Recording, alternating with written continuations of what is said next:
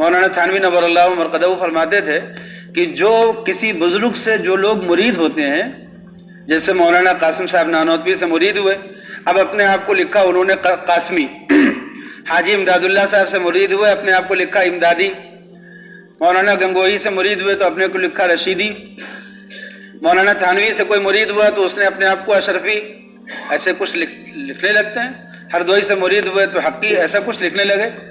تو مولانا تھانوی فرماتے تھے کہ جو لوگ اپنے آپ کو کسی پیر کی طرف منسوب کر دیتے ہیں، اس میں بھی دھیرے دھیرے جماعت بن جاتی ہے اور فرقہ بندی ہو جاتی ہے، حلقے ہو جاتے ہیں، میرا حلقہ تیرا حلقہ، وہ ان سے نہیں ملیں گے، وہ ان سے نہیں ملیں گے۔ مولانا ہردوئی نور اللہ مرقدہ فرماتے تھے کہ دیکھو اپنے پیر سے تعلق رکھو باپ جیسا، اور باقی پیروں سے اور دین کا کام کرنے والوں سے تعلق رکھو پیر چچا جیسا۔ یہ غلط ہے کہ تم کہو کہ جو میرا پیر ہے وہی تو میرے لیے سب کچھ ہے، باقی جتنے پیر ہیں سب غلط، سب گمراہ۔ نہ کسی سے اسلامی جو تعلق ہوتا ہے کہ اگر وہ پیر ہمارے شہر میں آئیں گے تو ان سے سلام بھی نہیں کریں گے، مصافحہ بھی نہیں کریں گے، اس لیے کہ وہ ہمارے پیر سے ان کا اختلاف ہے، یہ کون سا تعلق ہوتا ہے کہ جو بنیادی اسلامی حقوق ہے وہ بھی ختم کر دیے لوگوں سے۔ تو اس مضمون کو سمجھنے کی ضرورت ہے کہ ہم تمام مسلمانوں کو اپنی رائے کو دوسروں پر تھوپنا چاہیے یا امیر کی رائے کی اتباع کرنا چاہیے، اپنی رائے کو مٹانا چاہیے۔ اس مضمون کو جب تک نہیں سمجھیں گے کبھی ہمارے درمیان کوئی امیر پنپ ہی نہیں پائے گا، کبھی ایک جھنڈے کے نیچے ہم لوگ آ ہی نہیں سکتے۔ دیکھیں فضلا من اللہ و نعمہ، مضمون کیا چل رہا تھا؟ وَإِن طَائِفَتَانِ، اگر مسلمانوں کی دو جماعتیں لڑ پڑیں تو ان کے درمیان صلح کراؤ۔ یہ امیر المومنین کو حکم ہے کہ دونوں کو بلاؤ، بلا کر کے ان کی باتیں سنو، جو ناحق ہو اس کو لے جاؤ حق کی طرف، اس کو کہو کہ تم ناحق پر ہو، اور جو حق پر ہے اس کو کہو کہ تم حق پر ہو، اور اس کو کہو کہ تم اپنا ناحق چھوڑو اور حق کی طرف آؤ۔ نہ مانے تو پھر اپنی فوج اور اپنے لشکر سے اس سے لڑائی کرو، اس کے خلاف۔ یہ امیر المومنین کے لیے ہے۔ لیکن اگر کہیں ایسا ہو کہ امیر المومنین نہیں ہے تو کیا ہوگا؟ دو جماعتیں جب لڑ پڑیں تو حق کی تحقیق کرنا الگ چیز ہے، لیکن حق والے کے ساتھ کھڑے ہو کر کے لڑائی لڑنا اور ناحق والے کو کی برائی کرنے میں مشغول ہونا، اس سے جو ہے وہ کبھی فتنہ بڑھ جاتا ہے۔ تو اس معاملے میں ہمیشہ کرنا یہ چاہیے کہ اپنے آپ کو الگ کر لینا چاہیے، اور یہ دیکھنا چاہیے کہ انتظار کرنا چاہیے کہ ہو سکتا ہے وہ ناحق والا صلح کر لے، ٹھیک ہو جائے، اپنی اصلاح کر لے، اس کے لیے دعا کرو کہ اللہ اس کو جلد از جلد اصلاح کی توفیق دے دیجیے۔ اس میں کودو مت، اس لڑائی میں کودو گے تو یہ لڑائی کبھی ختم ہونے والی نہیں ہے، یہ بڑھتی چلی جاتی ہے اور فرقہ بندی پر جا کر کے ختم ہوتی ہے۔ فرقہ بندی کا مطلب یہ ہے کہ جیسے دیوبندی بریلوی، اب آج ہمارے نظروں میں ان کے پاس تو معاملہ یہ ہے کہ ان کے وہاں تو گنجائش ہی نہیں ہے ہم سے ملنے کی، ہم سے بات کرنے کی، اور ہمارے بھی جو بھولے بھالے لوگ ہیں ان کے دماغ میں بھی یہی مضمون بیٹھا ہوا ہے کہ ہم ان سے مل ہی نہیں سکتے، نہ سلام کر سکتے، نہ مصافحہ کر سکتے، نہ ان کی مسجد میں نماز پڑھ سکتے، نہ ان سے کسی طرح کا تعلق رکھ سکتے۔ یہ کیا ہے؟ ان کی بدعت سے دوری اختیار کرو، ان کے گناہ سے دور رہو، لیکن ان کو قریب تو لانے کی کوشش کرو، ان سے ملو جلو گے نہیں۔ جب ہم کو کافروں سے ملنے جلنے کی اجازت دی گئی ہے کہ کافروں سے ملو جلو، ان کے تعلقات نبھاؤ، ان کے حقوق ادا کرو تاکہ وہ مانے۔ مولانا ہردوئی نور اللہ مرقدہ کے مرید تھے، انجینئر تھے اور سرکاری ملازم تھے۔ حیدرآباد میں انہوں نے حضرت ہردوئی کی کچھ باتیں سنی، متاثر ہوئے اور ان سے مرید ہو گئے۔ پہلے قاری طیب صاحب کے مرید تھے، پھر حضرت ہردوئی کے مرید ہوئے۔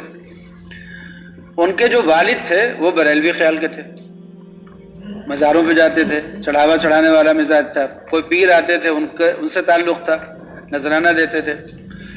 مولانا تھانوی بھی جب کبھی ایسے علاقے میں پہنچے جہاں پیروں کا علاقہ تھا تو مولانا نے لوگوں سے یہ نہیں کہا کہ ان پیروں کے پاس مت جاؤ، مولانا نے کہا کہ دیکھو مسئلے ہم سے پوچھو اور نذرانے ان پیروں کو پیش کرو۔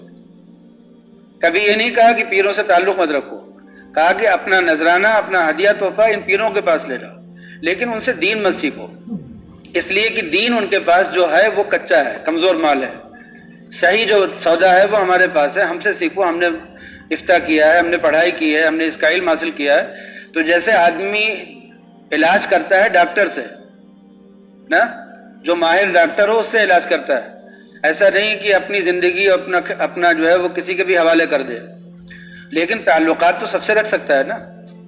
تو فرماتے تھے کہ پیروں کو نذرانہ دو، ہدیہ دو، ٹھیک ہے، یہ تعلق رکھو ان سے.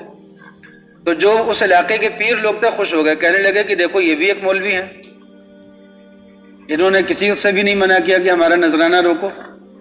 بس انہوں نے سیدھی بات کی کہ جو عالم ہو مسئلہ اس سے پوچھو، جو غیر عالم ہو اس سے مسئلہ مت پوچھو، دین اس سے مت حاصل کرو. سیدھی سی بات ہے. جس کو دیکھو کہ سنت کی پیروی زیادہ کرتا ہے اس سے سنت سیکھو، جس کو دیکھو کہ اس کی زندگی میں سنت کی پیروی کم ہے اس سے سنت سیکھنے مت جاؤ. باقی نذرانہ پیش کرنا ہو، ہدیہ پیش کرنا ہو، ہر مسلمان سے رکھ سکتے ہو، کسی سے بھی تعلق کر سکتے ہو. تو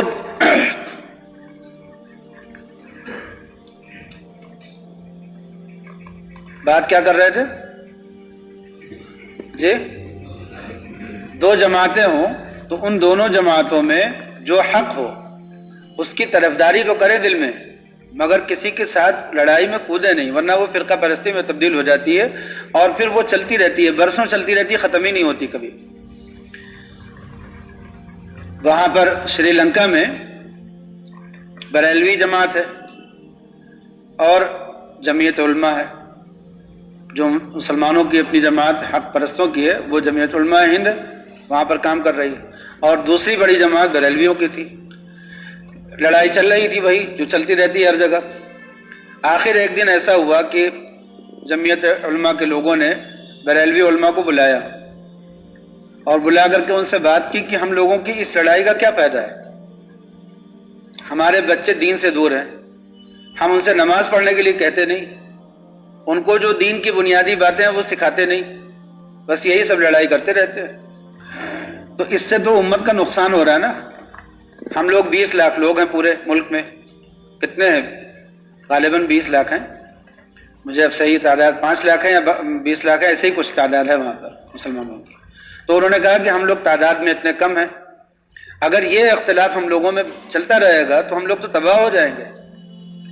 تو کیوں نہ ایسا کریں کہ جن چیزوں پر ہم لوگ متفق ہیں ان چیزوں کے اعتبار سے ایک نصاب تیار کر لیں اور ایک بنیادی تعلیم کا ایک ڈھانچہ بنائیں جس کو ہر مسلمان ضرور پڑھے. آپ بھی اس کی تائید کریں، ہم بھی تائید کریں، مل جائیں اس میں.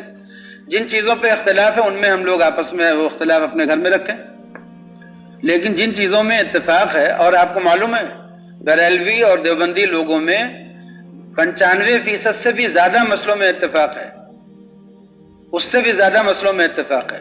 کبھی کسی بریلوی عالم کی کوئی فقہ کی کتاب اٹھا کر کے دیکھیے اور کسی دیوبندی عالم کی کوئی فقہ کی کتاب اٹھا کر کے دیکھیے، پتہ چل جائے گا. عقائد میں بھی، مسائل میں بھی. وہ بھی حنفی ہیں، ہم بھی حنفی ہیں.